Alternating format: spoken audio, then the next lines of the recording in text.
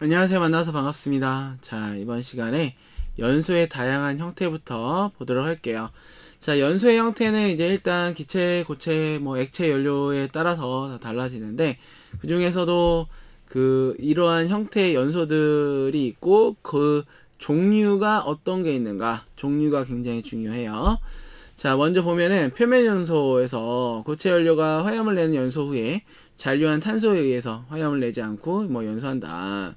다음에 뭐 흑연, 코크스, 목탄 요 세 가지가 표면 연소에 대한 예다 이거고.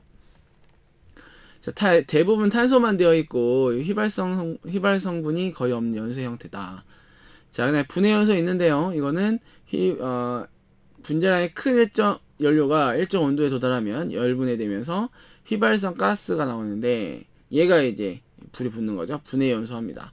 그래서 석탄, 목재, 중유, 타르 이런 친구들이 분해 연소에 대한 종류가 되겠고, 자, 그 다음에 증발 연소 있어요. 이거 같은 경우에는 가연성 증기에 불이 붙는 거예요. 자, 보면은 휘발유, 등유, 알코올, 벤젠, 경유, 왁스 등 해서 이러한 것들이 증발 연소에 해당을 합니다. 그 다음에 자기연소 되어 있는데, 자기연소 같은 경우에는 스스로 가연물과 그 다음에 산소 공급원을 같이 갖고 있어요. 그러다 보니까 점화원에 의해서, 그러니까 뭐 충격, 마찰 이런 것들에 의해서 터지게 되겠어요. 자, 그리고 확산 연소 있는데 여기서 중요한 건 뭐냐면 이 기체 연료의 일반적인 연소의 형태가 바로 이 확산 연료다, 확산 연소다, 이 개념이고, 그 다음에 역화의 위험성이 별로 없고 붉고 긴 화염을 만든다 이거죠. 그리고 연료의 분출 속도가 클 경우에 뭐 그름이 생길 수 있고 이렇습니다. 예온합 연소라는 거는 미리 공기와 가스를 섞어요. 어떻게 섞냐? 잘 탈 수 있는 그 농도를 만들어주는 거죠. 아주 그냥 산소만 많거나 아주 가연물만 많거나 해도 불이 안 타요. 근데 그 적정한 연소의 범위가 있거든요. 상한계와 하한계가 있는데 그 연소의 범위를 만들어서 보냅니다. 그리고는 이제 불이 붙는 거죠. 자, 그다음 예온합 사용되는 뭐 고압 버너는 압력이 2 이상이다. 그다음에 화염의 온도가 높다. 그리고 연소의 부하가 큰 경우에 사용하게 되겠고, 화염의 길이는 작고 그을음 발생은 적은 그런 편입니다. 그다음에 역화 방지기 요걸 이제 부착을 해서, 역화란 얘기는 불이 거꾸로 뒤로 들어간다는 얘기예요. 뒤로 가면 어떻게 되겠어요? 연료가 가득 차 있겠죠? 위험합니다. 자, 네, 부분 예혼합 연소 있는데 한번 읽어보시면 되겠고, 자, 그리고 폭행 유도거리라고 있어요. 폭행 가스가 존재할 때 최초의 완만한 연소가 격렬한 폭행으로 변할 때까지 거리예요. 자, 여기서 중요한 거는 이 폭행 유도거리가 짧다. 바로 뒤에 나오는데 위험하다 이거예요. 그래서 폭행 유도거리가 짧아지기 위한 조건 보시면은 얘네들 다 뭡니까? 위험해지는 조건이에요. 관 속에 방해물이 있다거나 압력이 높거나 관 내경이 작거나 점화원의 에너지가 강하거나 정상의 연소 속도가 큰 혼합가스인 경우에 폭행 유도거리가 짧아지게 되겠습니다. 폭행 유도거리가 짧아지는 조건을 고르세요 하면은 위험해지는 상황을 골라내면 돼요. 자, 그 다음에 연료의 종류 및 특성에서 나와 있는데 얘 같은 경우에 보시면은 고체 연료 돼 있죠. 보면 석탄, 뭐 연탄, 코크스, 숯, 뭐 이런 것들이 고체 연료 돼 있고, 얘는 이제 휘발분이나 수분, 회분 등이 많아 매연이 이제 많이 발생할 수 있는 그런 특징이 있습니다. 그 다음에 발열량은 뭐 다른 연료에 비해서 좀 적다. 그 다음에 폭발의 위험은 대신에 없다. 역화에 의한 폭발의 위험은 없다. 역화는 대부분 이제 가연성의 물질, 그러니까 연료의 분출 속도에 따라서 달라지는데, 고체 같은 경우에는 이제 뭐 노즐이나 이런 것들 통해서 가는 게 아니라 정말 그냥 갖다 넣어줘야 되죠. 파우더나 이런 형태가 아닌 경우에는 역화의 위험이 역화로 인한 폭발의 위험이 적다 이거고, 대신에 이제 규모가 좀 크고 이런 특징이 있습니다. 자, 여기 또 중요한 내용이 나왔어요. 자, 보시면 연료비라고 있어요. 탄화도의 정도를 나타내는 지수다. 고정탄소가 높을수록 연료비도 높아지는 거예요. 즉 고정탄소와 연료비가 비례하는 그런 관계가 있고, 이렇게 되면은 발열량도 높아져요. 고정탄소와 휘발분의 비율이 연료비예요. 휘발분의 고정탄소인데, 이 고정탄소와 휘발분, 수분, 회분이 합쳐져서 100이에요. 그래서 휘발분, 수분, 회분, 얘는 말 그대로 휘발되는 거죠. 물이고, 회분은 애쉬라고 해서 고정탄소에 대한 비율은 이렇게 100에서 싹 다 빼주면 됩니다. 그게 휘발분, 고정탄소, 연료비 이렇게 되는 거죠. 자, 그 다음에 연료비는 휘발분의 고정탄소고, 탄화도라고 있어요. 탄화도는 뭐냐? 석탄에서 수분과 회분을 제외한 나머지 성분 중에 탄소가 차지하는 중량 백분율이에요. 결국은 이 탄화도가 뭐랑 관계가 있냐면 고정탄소에 대한 비율과 관련이 있죠. 왜냐하면 지금 수분과 회분을 제외한 결국은 이 고정탄소가 또 주가 될 거거든요. 그래서 요게 얼마인가, 이것들 중에서 탄소 C가 얼마인가, 결국은 이런 내용입니다. 그래서 오랫동안 이제 뭐 땅속에 묻혀 있었다 하면은 압력을 받아 휘발분은 감소하게 되겠고, 그러면 결국은 탄화도는 또 증가하게 되겠죠. 자, 탄화도가 증가할 경우에 변화되어 있어요. 자, 여기 증가할 경우에, 자, 증가하는 거는 연료비, 고정탄소, 착화온도, 발열량 같이 증가하게 되겠고, 감소하는 거는 수분, 휘발분, 비열, 매연 발생률, 연소속도 이렇게 감소하게 됩니다. 그래서 이 탄화도가 증가한다. 결국은 연료비, 위에서 얘기한 고정탄소에 대한 비율이 증가하는 그런 개념을 볼 수가 있고, 그 다음에 당연히 고정탄소 증가하겠죠. 그 다음에 뭐 착화온도, 발열량 이렇게 증가하게 된다 이거죠. 자, 다음 석탄의 특징 볼게요. 자, 성분 함량에 따라 갈탄, 역청탄, 뭐 무연탄 이런 애들이 있고, 역청탄의 효율이 가장 높다. 그 다음에 건조된 석탄은 탄화도가 진행된 것일수록 착화온도가 상승한다. 탄화도가 많이 좀 높아졌다. 착화온도 같이 여기 증가한다고 했어요. 자, 그 다음에 비열은 석탄화도가 진행에 따라 뭐 감소하는 그런 특징을 보입니다. 왜냐하면 여기 지금 수분이랑 다 감소했죠. 자, 연료비라고 해서 이제 고정탄소와 휘발분, 탄수 소비, 회분의 증가가 따라 비열은 감소하고, 수분이 적을수록 비열은 감소한다. 이런 특징들이 있게 되겠습니다. 자, 그 다음에 미분탄의 특징이 되어 있어요. 보면 이제 미분탄이라는 얘기는 가루처럼 되는 거예요. 아주 미세한 분말의 석탄의 거를 얘기를 합니다. 그래서 요거 같은 경우에는 이제 좀 더 연소의 효율이 좋아지는 그런 개념이라 볼 수가 있겠고, 작은 공기비로도 뭐 연소 가능하다, 연소 효율이 높다, 제어가 용이하다, 부하 변동이 뭐 대응 용이하다, 이렇게 이제 볼 수가 있고요. 대신에 뭐가 나오겠어요? 분진이 많이 나오겠죠. 가루니까 요거에 대한 처리를 또 해줘야 돼요.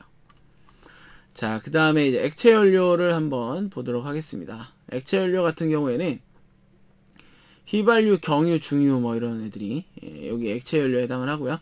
그 다음에 발열량이 높다, 대형 설비에 뭐 적합하고, 연료의 품질이 균일하고, 점화와 소화의 조절이 좀 용이한 그런 편입니다. 그리고 예열 뭐 주의해야 되고, 역화의 위험이 있다, 이런 특징들을 보시면 되겠고, 액체 연료 같은 경우에는 CHB, 탄수 소비로 이야기를 합니다. 그래서 탄소와 수소의 비로 석유계 연료의 공기량, 뭐 발열량 이런 특성을 이제 정의를 하고요. 탄수 소비가 클수록, 탄소가 많은 거죠. 결국은 비점이 높고, 클수록 비교적 비점이 높을수록 연료는 매연 발생량이 또 증가하게 되는 그런 개념입니다. 그래서 요거는 앞에서 우리가 연료에 대한 내용 또 하면서 이야기했었죠. 자, 탄수 소비가 클수록 비교적 점성이 높은 연료이고 매연이 발생되기 쉽다. 중질 연료일수록 CHB는 크다, 이렇게 됩니다. 자, 그 다음에 탄소비는 휘발유, 등유, 경유, 중유의 이 순서대로 점점 커지게 되겠습니다. C와 H의 결국은 B예요. 자, 그 다음에 석유가 이 액체 연료의 대표적인 예인데, 보면은 석유는 이제 지하에 생성된 그 원유 개를 갖다가 이제 꺼내 와가지고 우리가 정지해서 쓰는 거죠. 자, 원유로부터 액체 또는 기체 상태의 원료를 의미합니다. 비중이 커지면 화염의 휘도가 커지고 점도도 같이 증가해요. 자, 그 다음에 점도가 낮아지면 인화점이 낮아지고 뭐 연소 잘 된다. 증기압이 낮아지면 인화점이 높아져서 연소 효율이 저하된다 되어 있습니다. 한번 쓱 읽어보시면 돼요. 자, 그 다음에 뭐 석유의 정제해서 뭐 여러 가지가 뭐 있다. 뭐 때문에 얘가 어떻게 정제가 됩니까? 증류라는 이제 과정이 좀 있죠. 걔를 통해서 골라내는 거예요. 그래서 뭐 LPG, 휘발유 등유 다 이제 뭐 우리가 그 비점 그 증류 과정을 통해서 온도에 따라서 달라지니까 이렇게 하게 되겠고, 그리고 석유에 연소되어 있는데 얘 같은 경우는 이제 인화점이 서로 다르다 이 얘기예요. 그래서 보시면 뭐 등유, 경유, 승유 해가지고 인화점, 아스팔트 같은 경우는 이제 마지막에 나오는 거고, 이런 식으로 원유에서 얻는 물질 해가지고 이제 석유, 가스, 가솔린, 등유, 경유, 중유, 아주 뭐 찌꺼기가 이제 아스팔트로 갑니다. 이런 형태가 되겠어요. 자, 그 다음에 중유의 특성 돼 있는데 점도를 기준으로 해서 A, B, C로 이제 나눠요. 그래서 뭐 점도가 낮을수록 유동점이 낮아지고, 점도 낮은 것이 사용상 좀 유리하다. 점도가 낮다는 얘기는 덜 끈적끈적하다는 거고, 점도가 높다는 얘기는 엄청 끈적끈적 점성계에서 높다는 얘기니까. 그리고 인화점이 낮은 경우에는 역화 위험성이 있다. 높을 경우에는 또 착화가 어렵다. 그래서 인화점 보통 예열 온도보다 5도씨 이상 높은 걸 뭐 사용한다 되어 있습니다. 슬러리 연료, 슬러리는 이제 물이랑 이제 섞은 그 연료를 얘기해요. 자, 그 다음에 이제 기체 연료가 있는데, 기체 연료 같은 경우에 LPG, 프로판, 뭐 메탄 뭐 쭉 써 있어요. LPG의 원료가 프로판과 부탄이고요. LNG의 원료가 메탄이 되겠습니다. 그래서 요거는 어떻게 보면 이거 굉장히 쉬운 내용이라 이제 뭐 기사보다는 뭐 산업기사 기능사에서 뭐 가끔 물어보긴 하는데, 이렇게 아무튼 구분이 된다. 기체 연료에 이제 또 발생로 가스도 포함되고요. 자, 기체 연료는 이제 거의 재를 발생시키지 않아요. 다 완전 연소할 수 있는 가능성이 크죠. 확산 연소에 의해서 연소가 이루어지겠고, 대신에 수송 저장이 불편해요. 이거는 싣고 다니기 불편하죠. 기체 상태로 되어 있으니까 얘를 압력을 높여가지고 액화시킨 다음에 이제 뭐 이동 LPG 통에다가 넣고 다니고 뭐 하고 있고, 그 다음에 저장 탱크, 배관공사 등의 시설비가 이제 많이 든다 이거죠.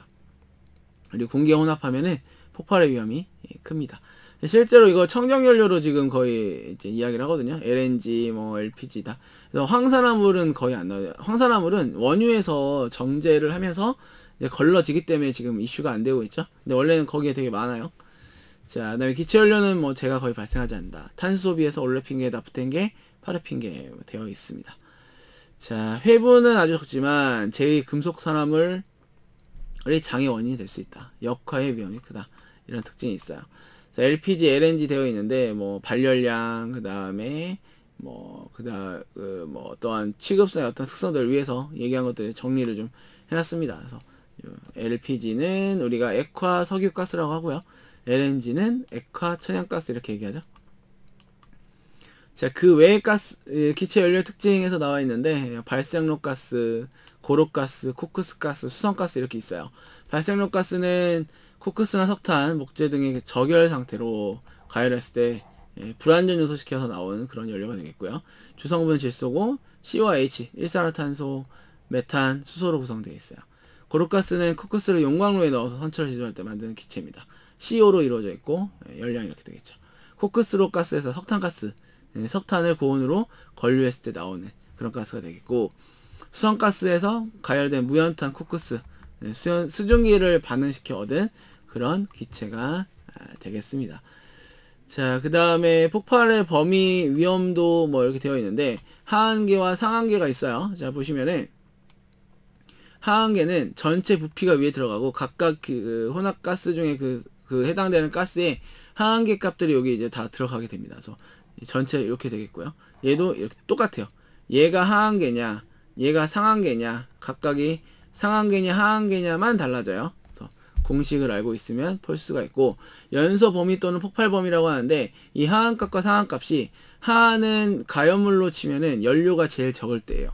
그 다음에 상한은 연료가 제일 많을 때예요. 연료가 100이면은 불타는 거 아니야? 아니죠. 불이 붙으려면 산소도 있어야 되고 연료도 있어야 돼요. 그렇기 때문에 그 적절한 비율을 이야기합니다. 하한은 연료가 아주 적을 때 공기는 많겠지. 대신에 폭발 상한은 연료가 가장 많고 공기가 제일 적게 들어갈 때, 이때를 이야기를 합니다. 자, 그 다음에 폭발 범위 같은 경우에는 하한계가 낮을수록, 그러니까 이렇게 있는데 얘가 이렇게 갈수록 얘가 이렇게 갈수록 얘가 하한이고 얘가 상한이에요. 이럴수록 뭐예요? 더 위험하게 됩니다. 폭발 범위 넓을수록 위험하게 된다. 자, 불연성 가스를 첨가하면 폭발 범위가 좁아지고, 그 다음에 불연성 가스가 들어가면서 뭐가 공기가 줄어들 거니까 이게 이제 가연성이 아닌 상태로 줄어들겠죠. 온도가 높아지면 당연히 폭발 범위는 넓어질 거고, 압력이 높아지면 하한 값에는 큰 영향을 주지 않아요. 하지만 상한계를 올립니다. 온도 같은 경우는 전부 다, 하지만 압력, 그 다음에 그 산소 농도 등은 상한계만 영향을 줘요. 그래서 이 상한계와 상한계가 아닌 밖의 범위에서는 폭발이 일어나지가 않습니다. 자, 그 다음에 위험도인데 이거는 하한과 상한을 가지고 이야기를 하는 거거든요. 상 마이너스 하 나누기 하예요. 이 위험도 값도 크면 클수록 더 위험한 그런 상태입니다. 그래서 이것도 공식을 알면 풀 수 있고, 어렵지 않아요, 공식이. 그래서 여러분들 이거 나왔을 때 잘 풀 수 있었으면 좋겠습니다. 자, 이번 시간 여기까지 해서 마치도록 하고요. 다음 시간 이어서 또 내용 보도록 할게요. 감사합니다.